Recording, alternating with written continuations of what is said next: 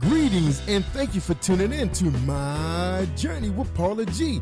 We'd like to thank our underwriters, the Good Actor Studio of Marietta, Georgia, my coffee shop at East Lake, Pastors Time International Bible College, Augusta, Georgia, with Dr. Paul and Marcia Kelly, Creekside Dental Incorporated of Douglasville, Georgia, Lusu Designs with Brandon Sampson of Maryland, Survival Radio Network and Clicks Photography by Clark Garrison, and Positive Power XXI Christian Media and Radio Network with Journey Was Live worldwide.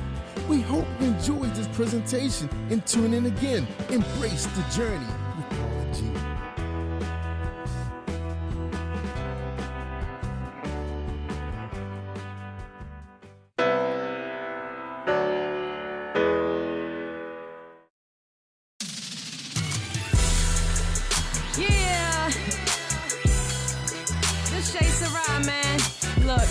Wonder what we're here for, really? I mean, is it just me or does something not make sense? There's gotta be more to life, man. I don't know, maybe it's just me. Check it. Is it possible we belong to a master who longs for us to trust him as the answer? Cause a Big Bang can't creatively design. It doesn't have intentions cause it doesn't have a mind. In orbital rotations, how the planets are aligned. Too far left or right and the planets all collide. A seed must die in the dirt for it to thrive, then remain buried in the earth and stay alive. Cells know just when and how to reproduce, so a cow won't have a fin and a fish won't have a hoop. A 10-pound bird is free to fly to and from. The human version weighs about 500 tons. New species, new planet, scientists discover. It's like they get to see God up close and live in color. I wonder if I only have the power to create, because it's in my blood from my father's DNA. What if he's real? What if he lives and breathes and he's just waiting on me? Yeah. What if he's real? What if he hears and speaks and he's just waiting on me? Yeah. What if he's real? What if he moves and sees and he's just waiting on me? Yeah. What if he's real? What if he lives and breathes? I only got one life to get it right. What if there's a God who created the perfect plan for me, and it don't involve getting crunk up in this dancery? All my frustrated impatience from not having things was life outside of the palace. Why my dad is king, a royal priesthood. He wants to treat me good because he just loves to look after me. I knew some saved, but I couldn't tell the difference. They acknowledged his existence, but were hiding from repentant. That made me ignore the tug on my heart faithfully, so God made it blatant. There's a Satan and he's chasing me. I didn't believe I was a heathen that needed someone to pray for me. Long story short, I'm a good report. Thank you, G. I've been on that side, I've been in that ride, tipsy and high, pretending I could physically drive. Lifting my eyes, I prayed he was real in that moment. Then I made it home and still did what I wanted. What if he's real? What if he lives and breathes and he's just waiting on me? Yeah. What if he's real? What if he hears and speaks and he's just waiting on me? Yeah. What if he's real? What if he moves and sees and he's just waiting on me? Yeah. What if he's real? What if he lives and breathes? I only got one life to get it right. I was sad to see all this tragic and catastrophe, so I had to read his chapters. It was nagging me. I read about green pastures, gold and shiny things, alabaster on the toes of a mighty king. Yet and still I found out about free will and why he gives us the freedom to do as we feel. If he made me love him, it'd be out of obligation. Like, would you feel lovely if your spouse was just faking? Cause you made her say I do, it wasn't truly adoration. I ain't think so, now think slow, contemplate it. Put off confusion, it's all an illusion. Thinking I'm alive to survive is foolish. Life is a chance to get it right while I can. Take Christ by the hand and acknowledge his plan. You really think we here for no reason at all?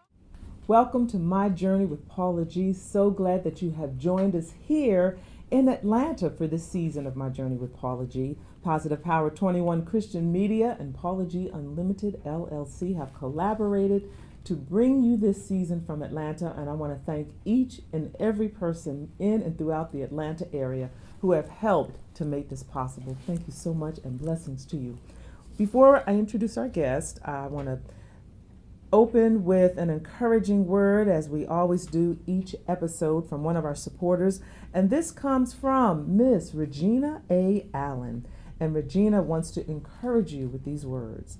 And she says, life is giving, living is a choice. Let me try that again. Life is a given. Living is a choice. Life is a given, but living is a choice. I'm going to let that marinate on you for just a second. I'm so happy to have this gentleman with me today. Yet another powerful testimony, yet another powerful journey.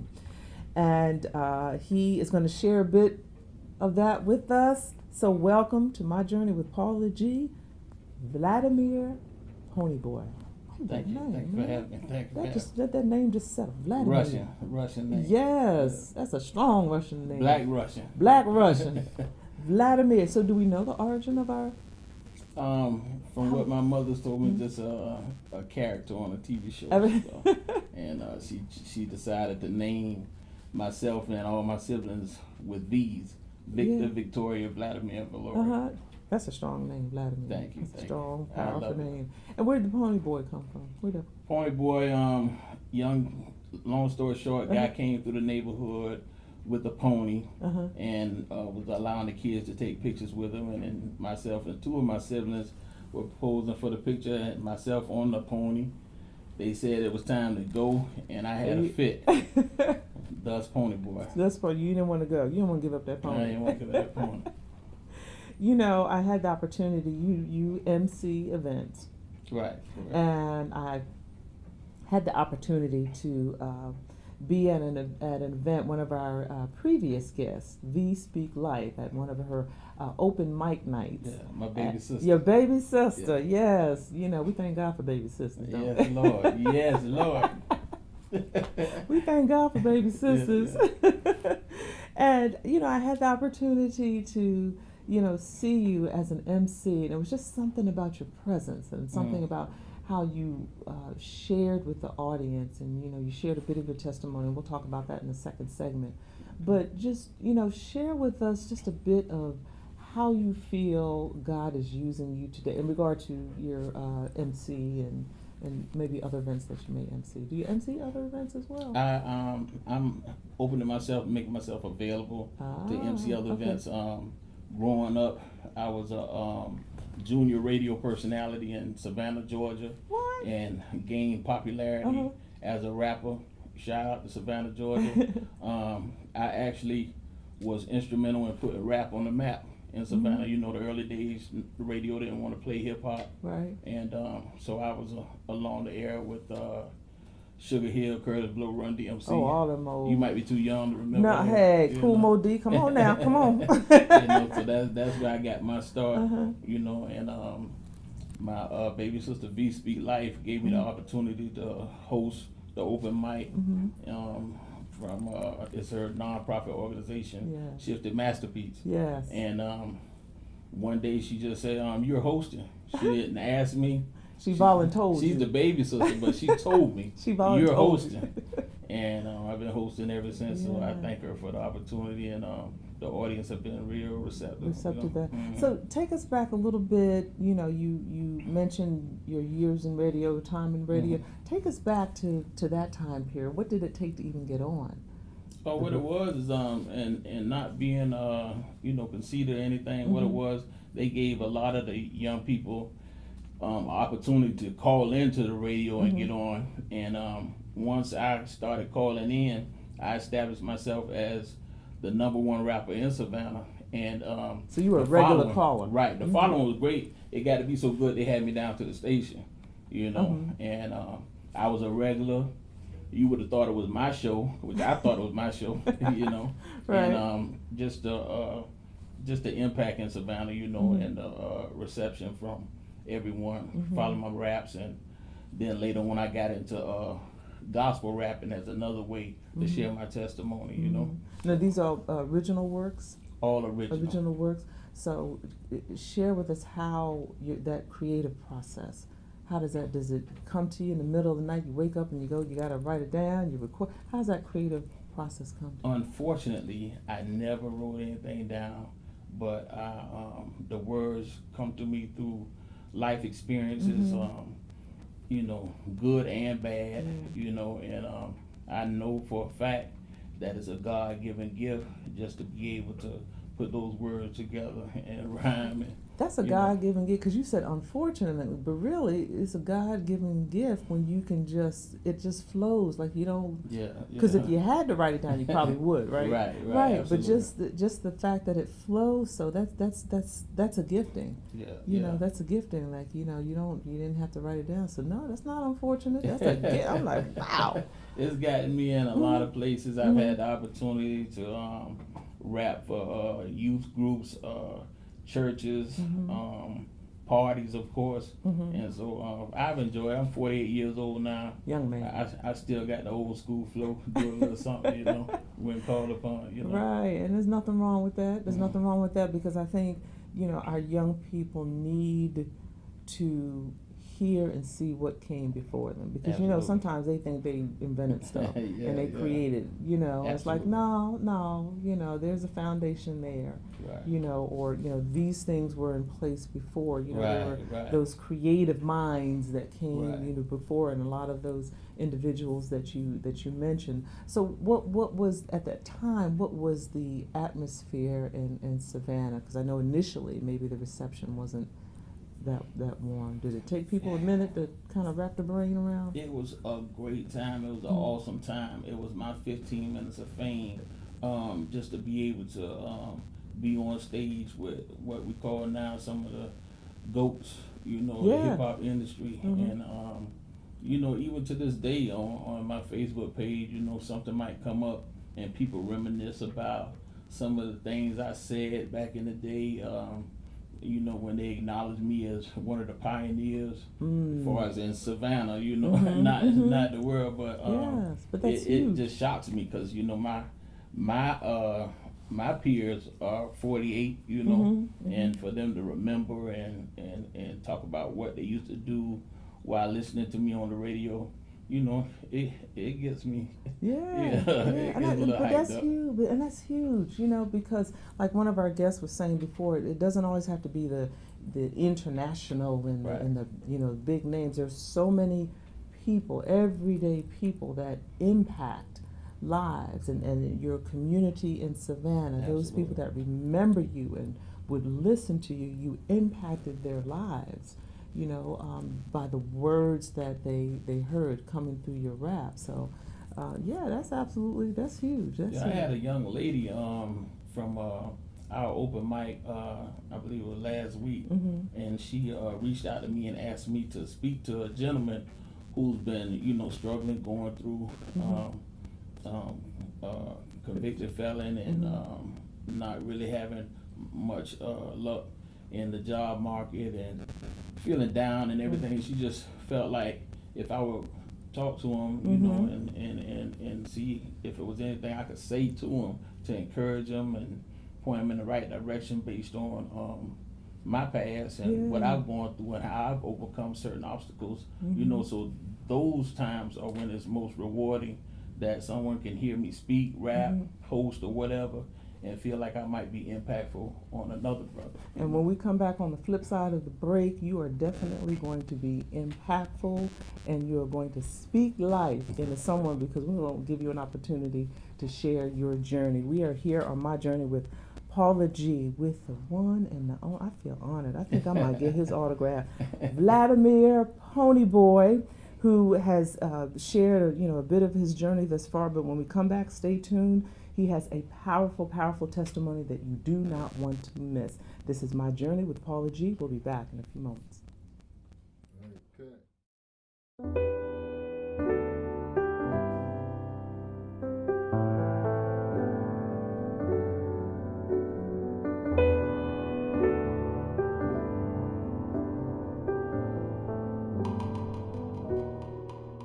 He loves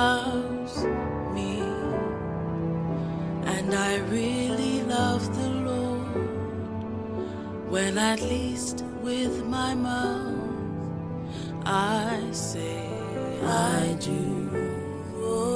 He loves me, but if I don't show love to my brother, then I lie to myself that I really love the Lord. La la la la la la la la la la la la la la la la la la la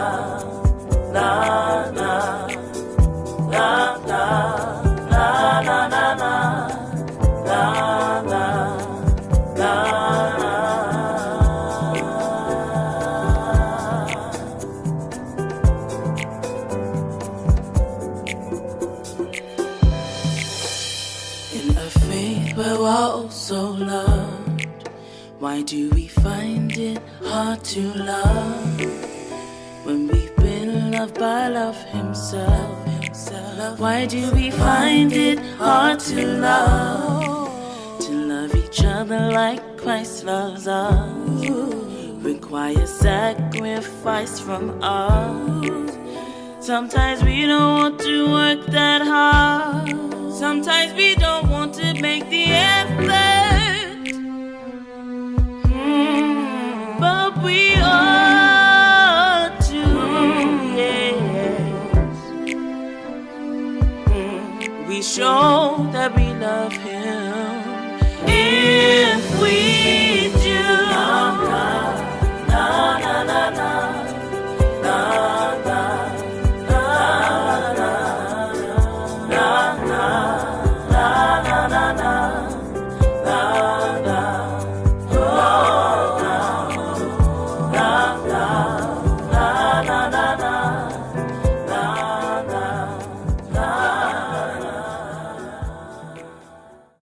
We are back. This is My Journey with Paula G, and we are just having a conversation here with my guest, Mr. Vlademir. That's a strong Russian name.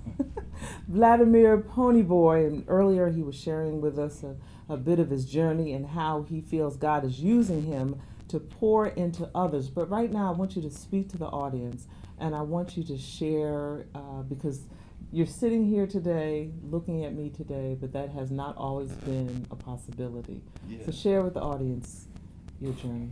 At the age of 23, while serving a life sentence, I began to have problems with my vision. And of course, you know, the state ain't gonna do the minimum. So glasses. And it wasn't until one particular officer really took notice and realized that I wasn't joking about my vision. Got the people to take me to a specialist. They diagnosed me with an eye disease called keratoconus. And it's a degenerative eye disease that I was born with, but it didn't start affecting me to the age of 23. Wow. Fast forward upon my release after serving 10 years, the vision had gotten so bad to the doctors in Savannah, Georgia Eye Institute. They felt like it was nothing they could do. After 2 cornea transplants, 2 laser surgeries, they gave me a little hope, but they said eventually I would lose my vision. That was in 2000, 2001, 2, and 3, after all the surgeries. 2016, you know, I had my own trucking company, Ponyboy Transportation. I had 4 trucks running in Savannah, doing quite well for myself. And one day, while driving a tractor trailer with a load going up around Charlotte, North Carolina, my vision became so blurry. I'm rubbing my eyes and everything. Mind you, I'm loaded on I-77, and I couldn't see. So I used my senses to pull over to the shoulder. You know, you had a rumble strips. I'm listening, pull over, and I'm panicking. I'm so scared because I'm pouring water in my eyes and can't see. Call 911, the paramedics come, and I've gotten so worked up I thought I was having a heart attack. I get to the hospital in Rock Hill, South Carolina, and I've lost my vision. in that short time between being in the truck on the side of the road. Well, it's been a progressive thing, but just they never told me it would go like that. Right. And I was so scared. My mother and my cousin came and got me from the hospital and got me to Georgia Eye again, and I had lost 85% of my vision. And the same doctor that performed 2 of the cornea transplants, he said it was nothing they could do. And his bedside manner was that, which he said, I might as well deal with it. And I said, no, sir, I'm not claiming that. Right. Amen. And I'm trying to summarize, and they put me on disability. I could no longer drive trucks, lost my trucking company. And I was going to the Center for the Blind and Low Vision in Savannah. They were teaching me how to live independently and function as a blind person. And I just never accepted it. I would go 4 times a week learning the different things, but I never accepted it. And this one eye doctor, he came and he said that he thought that I might be a good candidate for a surgery they were performing here in Atlanta. And he said, I can't promise you, hey man, I don't care, I'll try anything. Right.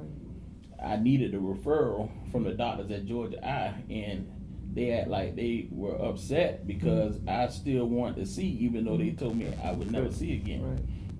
Right. Long story short, fast forward, after several trips to Atlanta, doing testing and everything, I finally came up here one time, and this surgeon that they said wouldn't be able to see me for at least a year later, he took notice of my case and he saw me.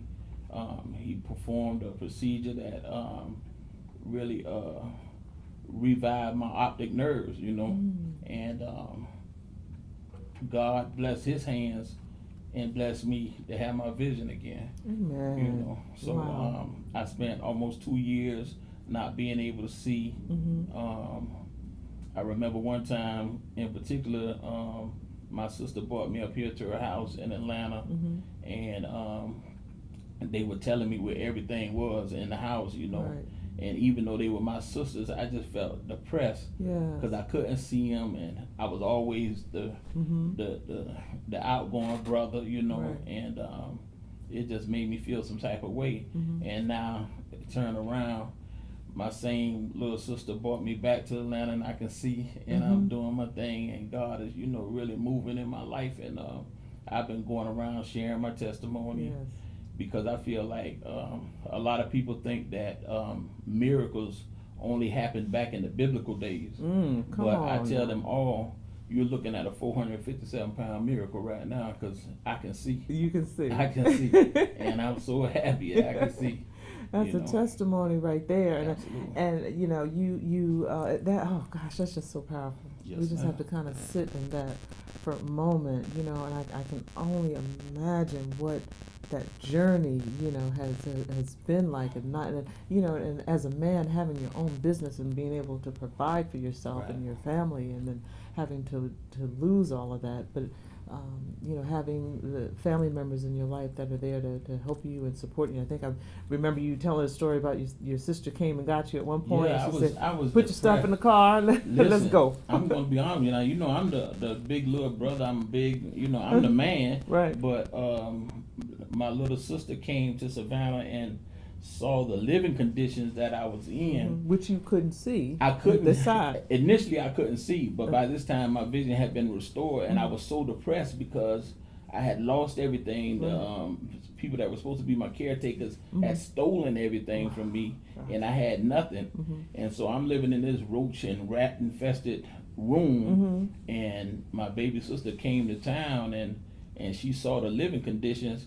And she said, you getting out of here. We ain't not having this. She, I was like, okay. And she loaded up her car with my stuff. And you ready? Let's go. You know what I mean? Let's go. So I thank God for her. And ever since I've been here, she's given me the opportunity to get in where I fit in with her nonprofit organization, Shifted Masterpiece. So that's why you saw me hosting. And that's why I have a smile on my face, because I feel like I'm doing something to reach others, and it makes me feel good to be a part of something that's greater than me. Yes. You know, because her organization helps and supports victims of domestic violence and the youth with anti-bullying. And I always try and reach out, especially to the young men, and let them know I've been there, done that. Because oftentimes you can't reach people or certain people unless you've been where they're at. Yeah. You know, so the young people, they can talk to their uncles or their dads or whatever older male figure, and they say, yeah, Pony Boy used to do this, this, and this, and now he's doing this. So if God can put his hands on me and change a person like me, he'll do it for you. And that's what I want them to know. That's powerful. I think we're going to leave it right there because that is so incredibly powerful. How can the audience stay connected with you? Well, you know, I'm old school, so my social media is Vlademir Pony Boy McKeithen on Facebook, and you can reach me there. If you have any youth events or church events where you feel like God could use me, just feel free to reach out to me. And they can also reach out to you through your sister. My sister V Speak Life. V Speak Life. We speak life, not strife. Reach out to her on her page, Shifted Masterpiece on those pages, and my baby sister will get me there. Yes, and I'm a witness. If you need an MC for an event, this gentleman right here, not right here, but right here. I thank you for that, and I definitely thank you for affording me the opportunity to come here today and share with you. I think that I even told my sister, you have such a beautiful spirit. And I didn't think I could be in Atlanta today, but I told her, I said, you know what, I'll be there. God worked that out. Absolutely. God worked that out. And thank you so much for thinking it not robbery to come and share, because you definitely have touched someone today. I know you all have been touched by Vlademir Pony Boy. Y'all cannot forget that name. Vlademir Pony Boy. Thank you so much for joining us on another episode of My Journey with Paula G. Until next time. Embrace the journey. Cut. Yes, you better do that thing. You better do that.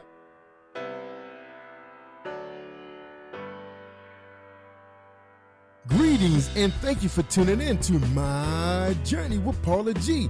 We'd like to thank our underwriters, the Good Actors Studio of Marietta, Georgia, my coffee shop at East Lake, Pastors Time International Bible College, Augusta, Georgia, with Dr. Paul and Marcia Kelly, Creekside Dental Incorporated of Douglasville, Georgia, Lusu Designs with Brandon Sampson of Maryland, Survival Radio Network and Clicks Photography by Clark Garrison, and Positive Power XXI Christian Media and Radio Network with Journey Was Live worldwide.